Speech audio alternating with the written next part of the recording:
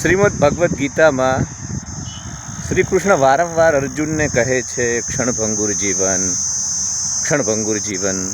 અને આપણે બધા પણ આમ બોલવા ખાતર ક્ષણભંગુર જીવન, નાનકડું જીવન, પાણીના પરપોટા જેવું જીવન, આવું બધું આપણે બધા પણ બોલતા હોઈએ છીએ.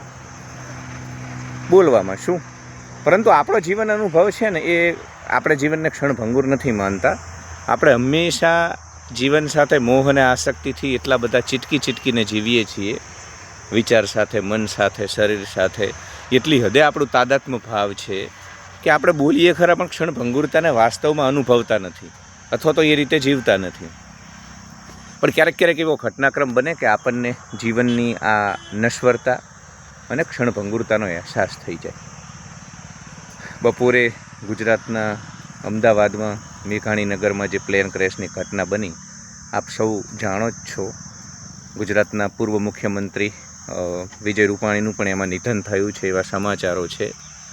આધિકારિક પુષ્ટિ નથી કરવામાં આવી, પણ જે રીતે પ્લેનનો કાટમાળ છે અને જે દુર્દશા છે પ્લેનની ક્રેશ બાદ, એ જોતાં લાગતું નથી કે કોઈ જીવતું બચ્યું હોય. બહુ ઓછી સંભાવનાઓ છે.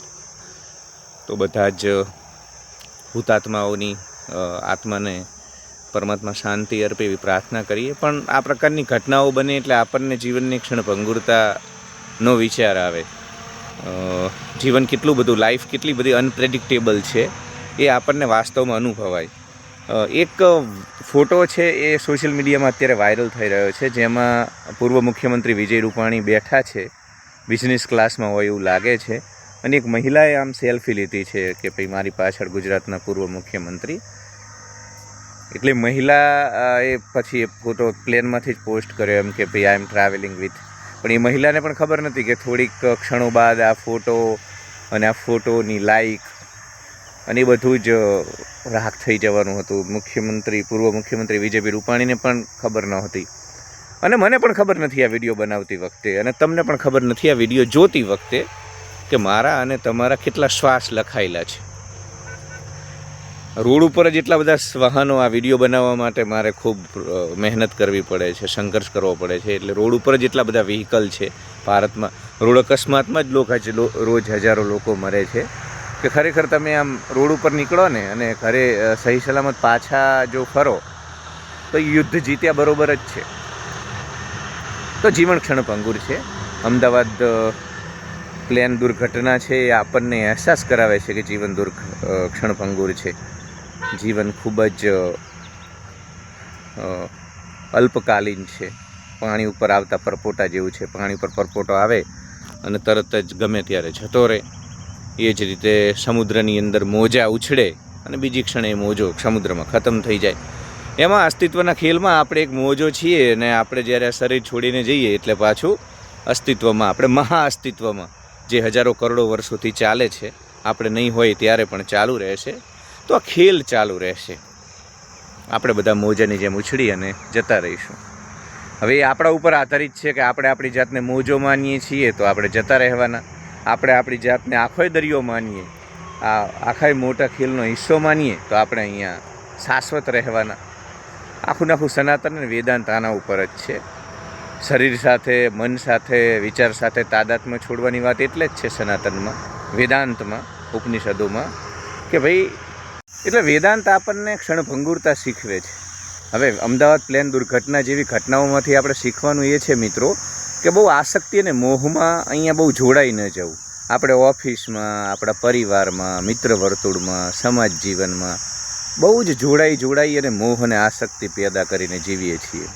સાહેબ, જળ ભરત જેવી વાર્તાઓ છે આપણા ઉપનિષદોમાં કે એક હરણના બચ્ચામાં આસક્તિ હતી તો પણ એને ફરીથી જન્મ લેવો પડ્યો.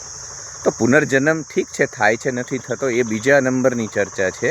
પણ કમસે કમ એ વાર્તા દ્વારા આપણને વેદાંત અને આપણા પૂર્વજો તો એ શીખવાડવા માગતા હતા કે ભાઈ ક્ષણભંગુર જીવનને બહુ અટેચમેન્ટથી ન જીવીશ, બહુ મોહ આસક્તિથી ન જીવીશ.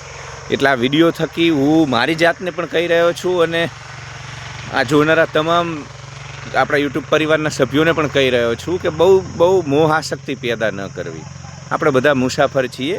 એક બસ સ્ટેન્ડમાં અથવા રેલવે સ્ટેશન, એરપોર્ટ ઉપર આપણે બધા મુસાફરો ભેગા થઈએ. બધાની ફ્લાઇટ આવે એટલે અલગ અલગ લોકો અલગ અલગ દિશામાં ઉડી જાય.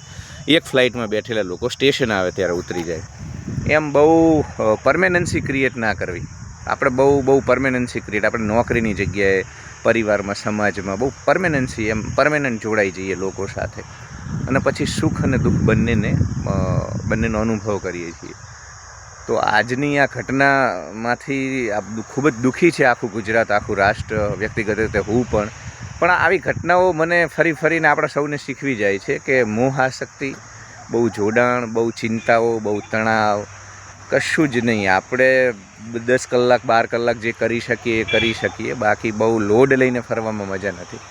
જીવન બહુ જ અનપ્રેડિક્ટેબલ છે, ગમે ત્યારે ગમે તે વસ્તુ થઈ શકે, અને પ્રેડિક્ટેબલ હોય જીવન તો પણ બહુ જ નાનું છે, બહુ જ ક્ષણભંગુર છે, પાણી ઉપર ઊભા થતા પરપોટા જેવડું. એટલે જીવનને બહુ ગંભીરતાથી ન લેવું, બહુ મોહાશક્તિ અને અપેક્ષાઓથી કોઈની પણ સાથે ન જોડાવું પરમેનન્ટલી, અને બહુ પરમેનન્સી ન ક્રિએટ કરવી. આ મારા પોતાના, મારા બેસ્ટી, મારું કુટુંબ, મારી જાતિ, ને આ નજીકના કુટુંબી ને દૂરના કુટુંબીને, આવા બધા કીડા મકોડા જેવી ભાવનાઓમાં હું અહીંયા સમાજ જીવનમાં કીડા મકોડાઓને જીવતા જોતો હોઉં છું. તો એ બધાને કહેવા માગું છું, અને મારી જાતને પણ કહેવા માગું છું કે આપણે મજા કરવી, અને ક્યાંય બહુ અપેક્ષા અને બહુ પરમેનન્સી કોઈનું હોતું નથી. આ બધાની સ્વતંત્ર યાત્રા છે, બધાની પોતાની મર્યાદાઓ હોય છે.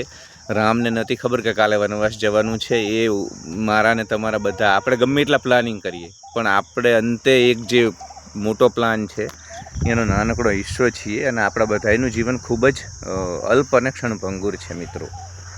તો ઠીક છે, વધુ વિગતો સામે આવશે, સાંજ જેમ થતી જશે, પણ બસ એટલું જ હું તમારી સાથે ન દંભ ન પાખંડ વાત કરીશું હૃદય નીચોવીને. આપણી આ યુટ્યુબ ચેનલ ઉપર તમારી સાથે આ વિચારો વ્યક્ત કરવા માગતો હતો, કેમ કે મેં આ ઘટના સાંભળી અને ત્યારબાદ બાઇક ઉપર હતો, અને 20-25 કિલોમીટરની બાઇક સવારી દરમિયાન આ બધા વિચારો મારા મનમાં ચાલતા હતા કે આપણે યાર બહુ લોડ લઈને ફરીએ છીએ. હમણાં ગુજરાતમાં પંચાયતની ચૂંટણી પણ ચાલે છે, તો લોકો, સભ્ય ને સરપંચ ને રાગ ને દ્વેષ ને ઝઘડાઓ ને મનમુટાવ ને